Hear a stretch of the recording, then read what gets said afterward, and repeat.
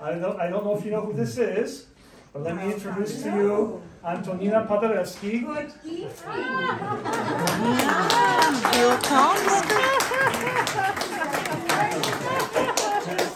So many of you, and I recognize some of your faces.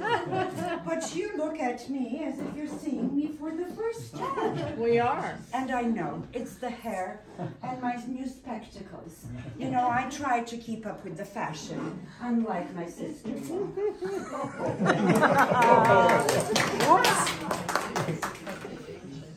You know, it is Columbus who discovered America, no? But it was Ignacym Paderewski who conquered it. And one may say he did it overnight. But it didn't come easy, you know. He put every bit of his energy, his strength, his self-defiance. Imagine practicing 17 hours a day. My goodness. But America was the ultimate goal. And the dollar also looked attractive. On his first tournée of America, he won the hearts of everyone who came to see him.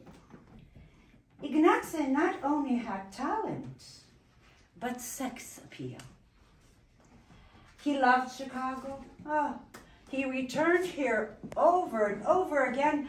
I believe he was here 67 times. And, yes, and you probably heard the story that once a journalist asked him, what were the three most impressive things about America?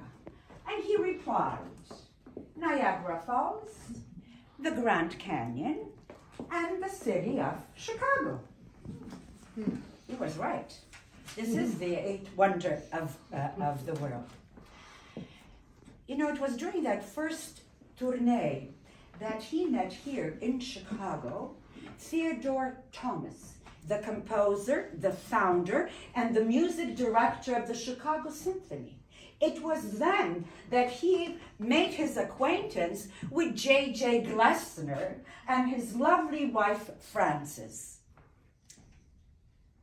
And if I'm not mistaken, correct me, but didn't the Kimbos live somewhere in this neighborhood back there?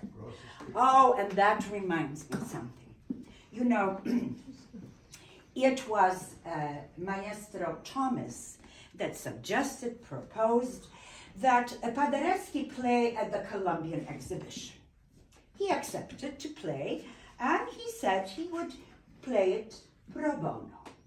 Well, it was an affair, because you see, Chicago at that time was a big producer of pianos and organs, and all those gentlemen expected Paderewski to play their instrument. But Ignacym only played the Steinway when he performed here in America. Oh, what a fiasco it was. It made the headlines, believe it or not. And Ignacym played, and he played the Steinway. You know, my brother was very generous. That concert, the performance that he played at the Columbian exhibition pro bono, may have been a gesture of gratitude to Maestro Thomas. Or maybe he wanted to get on the good side of the Chicago public. Or maybe it was just simply Ignacym.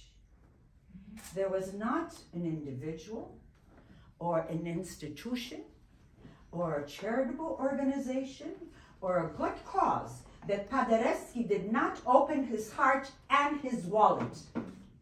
And when here, Polonia in Chicago was building the Kościuszko monument, he contributed to that undertaking, yes. Polonia and the Great War. What a subject.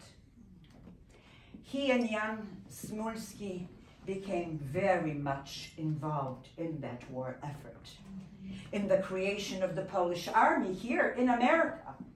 and of course in the fight for independence of our beloved Poland. I used to call him the poster boy for that cause, because he used his talent, his name, his face, his fortune, his connections for that cause.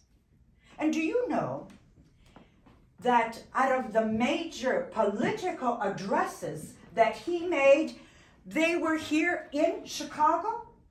They were at what's it called? Humboldt Park, the old neighborhood in the boathouse. It was at the Auditorium Theater. Today the International Amphitheater does not exist. The Coliseum doesn't exist. But that's where he made those speeches.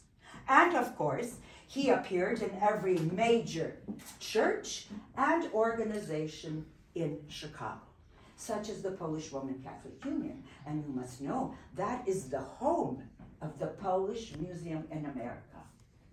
And that is where you can find a room solely dedicated to a great virtuoso, a great statesman, and a philanthropist.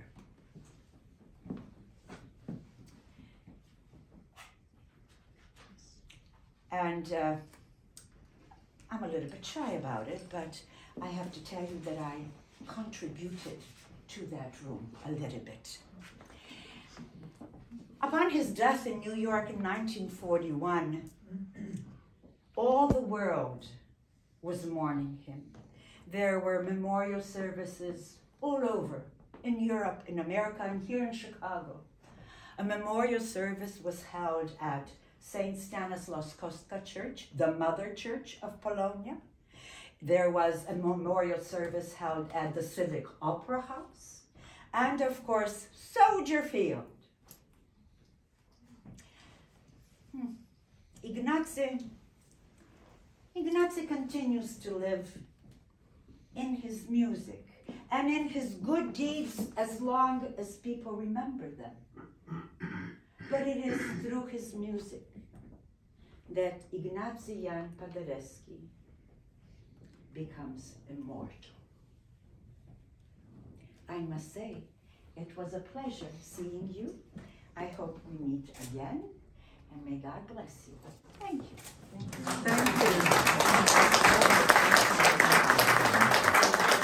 Thank you, Antonina. Thank you. As Antonina